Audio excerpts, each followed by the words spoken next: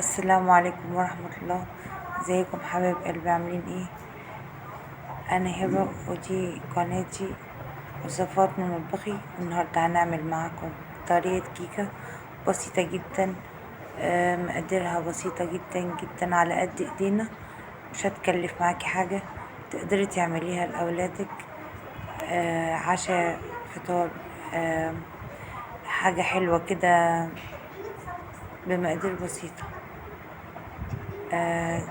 احنا هنا حطينا البيضة معانا هنا البيضة اهي، معانا بيضة، هنحط البيضة وعليها رشة ملح، رشة ملح بسيطة علشان سر رشة الملح على البيضة تدي هشة. اهي البيضة عليها رشة ملح، نبدأ نضربها بالمضرب، نحطها في الخلاط بالمضرب اليدوي زي ما تحبي. اهم حاجة تنضرب كويس جدا لحد ما تعمل معاكي رغوة. الرغوة دي هي اللي هتدي للكيكة هشة، تكون خفيفة جدا، مساماتها ضيقة ان شاء الله، بإذن الله تعجبك وتجربيها، وان شاء الله تطلع من ايدك احلى واحسن من انا ما عملتها، ويا رب يحسن ما بين ايديكم وايدينا يا رب. اهي الرغوة اللي انا بقول لكم عليها دي، نفضل نضرب كويس جدا لحد ما توصل للرنج ده، وبعدين نحط عليها كوباية السكر. حطينا هنا البيضة وعليها كوباية رشة ملح وعليها كوباية سكر، ونحطها بالتدريج. اهي كوباية السكر، واحدة واحدة نفضل نضرب البيض مع السكر لحد ما السكر يدوب خالص، لحد ما السكر يدوب خالص جدا، لان السكر لو ما دبش هيعمل فراغات في الكيكة.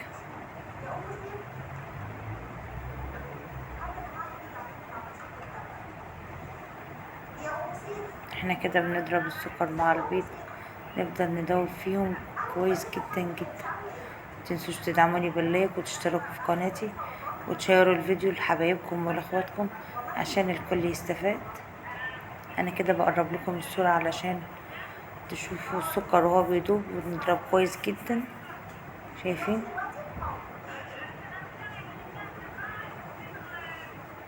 انا في البداية ما كنتش انا كنت بنعمل وصفات مع نفسي كده، بنعمل حاجات حلوة لأولادي، وعمري ما فكرت ان انا نفتح قناة. فاخواتي وحبايبي دعموني وقالوا لي طالما ان انتي شاطرة كده وتعملي حاجات كتير، وصفات واكلك حلو واكلي بيعجب اخواتي وحبايبي واولادي واهل بيتي، دعموني وقالوا لي افتحي قناة. قلت نفتح قناة وانتوا كمان تدعموني وتشجعوني، ويا رب وصفاتي تعجبكم وتطبقوها وتطلع احسن ان شاء الله من انا ما عملتها. ومحتاجة دعمكم وتشجعوني عشان قناتي تكبر بيكم وليكم، ومحتوى القناة يعجبكم ان شاء الله بإذن الله. احنا كده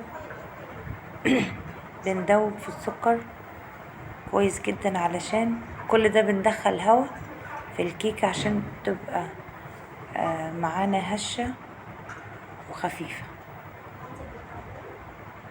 وبجد بجد دلوقتي تشوفوها جميلة جدا وطعمها لذيذ بجد، عجبتهم جدا، عجبت الأولاد وجوزي، حاجة جميلة رهيبة والله بجد. ودي الفانيليا بقى، نحط الفانيليا والليمون، عصرة ليمونة ومعلقة الخل، نضرب كويس جدا ونكمل ضرب. انا سرعت الفيديو هنا، معلش انا كلامي كتير. هنا حطيت كوباية الا ربع زيت وكوباية دهون، وحطينا كوبايتين ونص دقيق، وعليهم معلقتين نشا، وعليهم معلقة بيكنج باودر كبيرة مليانة، وبعدين حطينا كوباية ونص لبن، حطينا الكوباية ورجعنا حطينا نص كوباية عليه معلقتين سمنة اهو، معلقتين سمنة على الكوباية بعد ما حطينا الدقيق. بجد اول مرة اعمل الكيكة بالطريقة دي، بتعجبني جدا، قلت اجربها معاكم وتشوفوها. وده سمك العجينة، هنصبها في صينيتين بايركس، بجد رهيبة. ودهنتهم زيت بس، ولا دقيق ولا حاجة، وما لزقوش ما شاء الله، طلعت بكل سهولة. ونجيب شوكة ونعمل خطوط كده ايه رايح جاي، بحيث ان احنا نوزع الكيكة على كل صينية وندخل فيها هوا اهي. ونكون مولعين الفرن على درجة حرارة من فوق ومن تحت، واول ما نحط الكيكة نطفي من فوق على حسب فرنك برضو. ودي الكيكة بعد ما خلصت، شوفوا. وعملنا الشاي بقى عشان نتعشى، وعملنا بسرعة بسرعة عشان جوزي كان جعان جدا والأولاد جعانين. قلنا نعمل حاجة خفيفة كده وبسيطة، مكونات من بيتنا. النهاردة الحاجة غالية والأولاد والعيشة، ربنا يعيننا يا رب.